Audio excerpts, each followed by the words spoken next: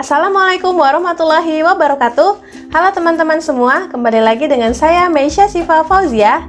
Saya adalah peserta Latsar CPNS Kota Bandung, Angkatan 39 Gelombang 7 Kelompok 2. Pada kesempatan kali ini, saya akan menyampaikan hasil resume mengenai materi World of Government. Selamat menyimak! Pada materi World of Government ini, akan saya jelaskan yang terdiri dari 4 bagian. Yang pertama itu adalah konsep WOG, yang kedua WOG dalam pelayanan publik, yang ketiga adalah best practice penerapan WOG di berbagai negara, kemudian yang keempat implementasi WOG dalam perspektif kebijakan di Indonesia. Yang pertama kita masuk ke konsep WOG. Konsep WOG ini terdiri dari apa itu WOG, mengapa WOG, bagaimana WOG dilakukan. Nah, apa itu WOG? WOG adalah sebuah pendekatan penyelenggaraan pemerintahan yang menyatukan upaya-upaya kolaboratif pemerintahan dari keseluruhan sektor dalam ruang lingkup koordinasi yang lebih luas guna mencapai tujuan pembangunan kebijakan, manajemen program, dan pelayanan publik. Nah, mengapa WOG? Karena dorongan publik untuk kinerja good governance, egosentral atau siloisasi, perkembangan teknologi dan informasi, serta keberagaman. Bagaimana WOG dilakukan? WOG dilakukan dengan cara respon pemerintah terintegrasi, menghilangkan sekat sektoral, kerjasama antar instansi pemerintah, kolaborasi, koordinasi, dan sinergitas.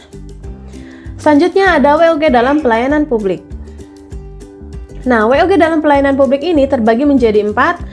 Ada praktek WOG, yaitu yang pertama penguatan koordinasi antar lembaga, yang kedua membentuk lembaga koordinasi khusus, yang ketiga membentuk gugus tugas, dan yang terakhir itu koalisi sosial. Selanjutnya ada tantangan dalam praktek WOG. Nah, ini adalah kapasitas SDM dan institusi, nilai dan budaya organisasi, dan kepemimpinan. Untuk yang ketiga, praktek WOG dalam pelayanan publik itu yang pertama, pelayanan yang bersifat administratif, jasa, barang, serta regulatif. Yang terakhir ada pola pelayanan WOG.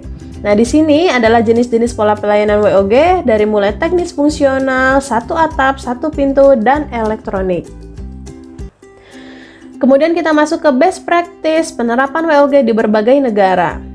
Nah, yang pertama ini berdasarkan budaya filosofi, yaitu menggabungkan dan adaptasi nilai-nilai WOG ke dalam budaya yang dianut sebelumnya merupakan keharusan agar tidak terjadi culture shock dalam dinamika organisasi. Yang kedua itu berdasarkan cara kerja yang baru. Hal ini terkait bagaimana penyelenggaraan kepemimpinan yang berbagi antara satu sektor dengan sektor lainnya.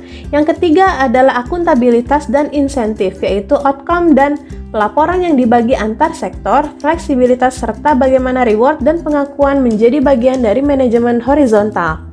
Yang keempat itu ada cara baru pengembangan kebijakan, mendesain program dan pelayanan, yaitu collegiate approach, yaitu melalui pendekatan kolegia di mana masing-masing sektor mempunyai kesetaraan dalam pengambilan keputusan atau kebijakan.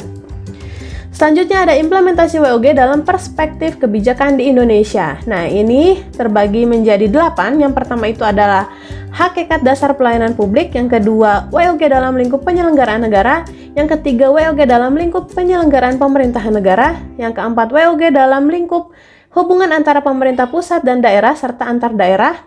Kemudian yang kelima ada WOG dalam pelayanan publik di lingkup administrasi pemerintahan. Yang keenam ada asas-asas terkait dengan implementasi WOG. Kemudian ada dasar kebijakan pelayanan publik. Dan yang terakhir pegawai ASN dan pelayanan publik.